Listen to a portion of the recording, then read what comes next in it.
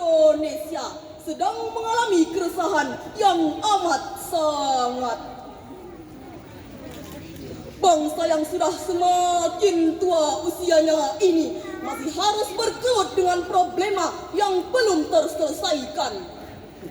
Utang luar negeri yang tak kunjung lunas, pelaku korupsi yang tak kenal puas, sistem hukum yang menindas, biaya pendidikan yang memeras, kerusakan lingkungan hidup yang membuat, hingga bencana alam yang semakin ganas.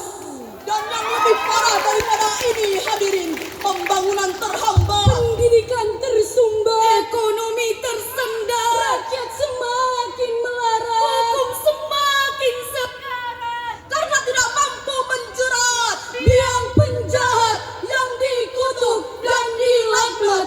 Na'udzubillah, tsumma na'udzubillahi min dzalik.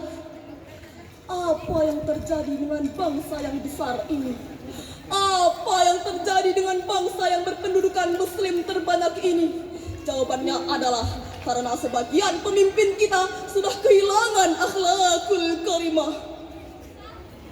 Hadirin, mungkinkah cita-cita berdirinya sebuah negara baldatun thayyibatun wa rabbun ghafur dapat terwujud bila pemimpin kita tidak memiliki akhlakul karimah? Jawabannya adalah impossible, tidak mungkin alias mustahil.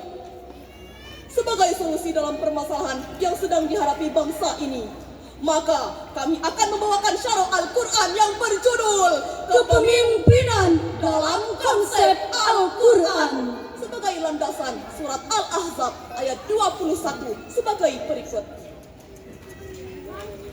Syaitanirrajim.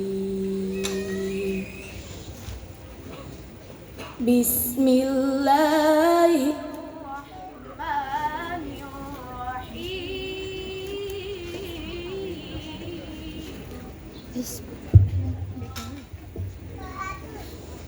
Laqad kana lakum fi rasulillahi uswatun hasanah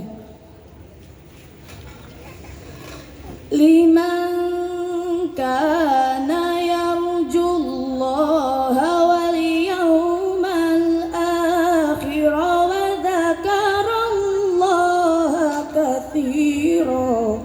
Hamba berlindung kepada Allah dari usikan setan yang terkutuk dengan menyebut asma Allah yang maha pengasih lagi maha penyayang.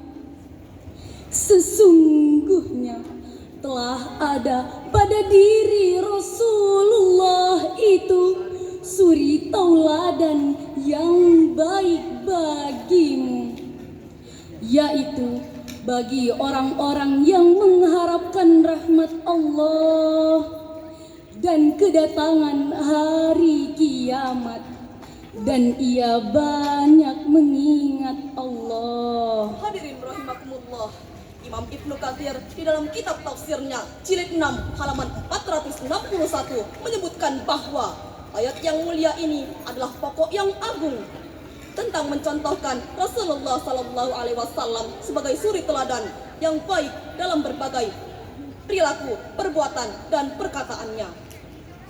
Bahkan Allah Subhanahu wa Ta'ala memuji keagungan akhlak sekaligus memberikan rekomendasi bagi umat manusia yang menjadikannya figur teladan dalam kehidupan ini. Tak heran bila Michael Hort di dalam buku fenomenalnya yang berjudul The 100 Ranking of the Most Influential Person in History menempatkan Rasulullah Sallallahu Alaihi Wasallam pada urutan pertama dalam 100 tokoh paling berpengaruh dalam sejarah peradaban manusia. Di lain pihak, kita tidak bisa menutup mata melihat kenyataan yang sedang terjadi di negara ini.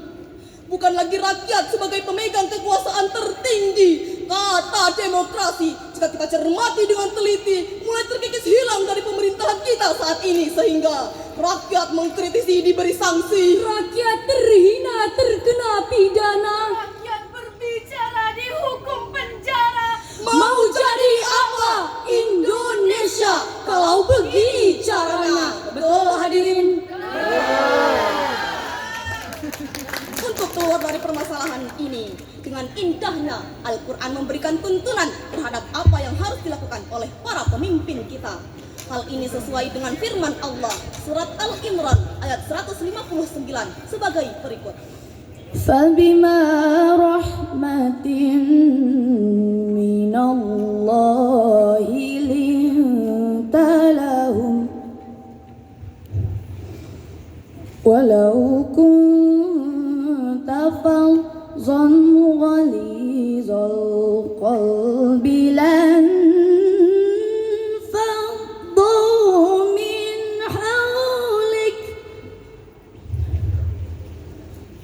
فاعف عنهم واستغفر لهم وشاورهم في الأمر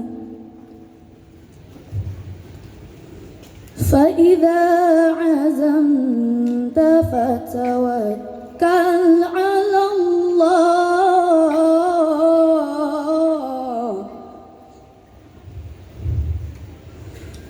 إن الله يحب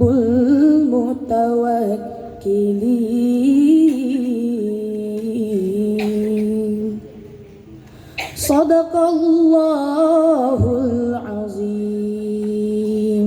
Maka disebabkan rahmat Allah lah kamu berlaku lemah lembut terhadap mereka.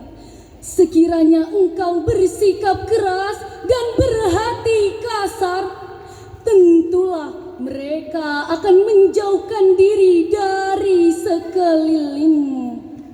Karena itu, maafkanlah mereka, mohonkanlah ampunan bagi mereka, dan bermusyawarahlah dengan mereka dalam urusan itu. Kemudian, jika engkau telah membulatkan tekad, maka bertawakallah engkau kepada Allah. Sesungguhnya Allah mencintai orang-orang yang bertawakal kepadanya. Maha benar Allah yang maha agung atas segala firman-Nya. Hadirin rahimakumullah, di dalam kitab tafsir Al-Misbah, Profesor Dr. Quraish Shihab menyebutkan bahwa ayat ini memiliki 3 tuntunan sebagai pesan moral yang dicontohkan Rasulullah SAW bagi pemimpin sebuah bangsa. Yang pertama,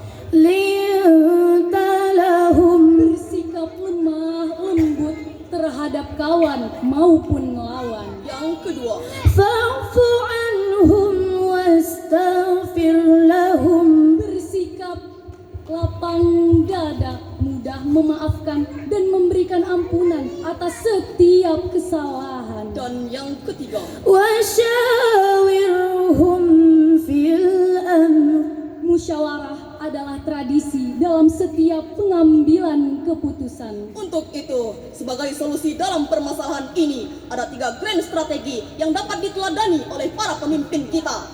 Maka, yakin dan percaya, Indonesia akan menjadi bangsa Yang maju bangkit Dan terbebas dari keterpurukan. betul hadirin.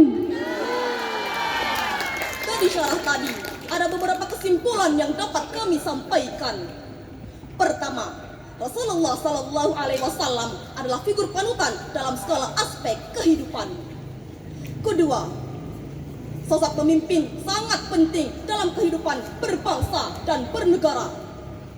Ketiga, pemimpin yang baik adalah pemimpin yang mementingkan kepentingan rakyatnya dan mengutamakan akhlakul karimah dalam menjadi seorang pemimpin.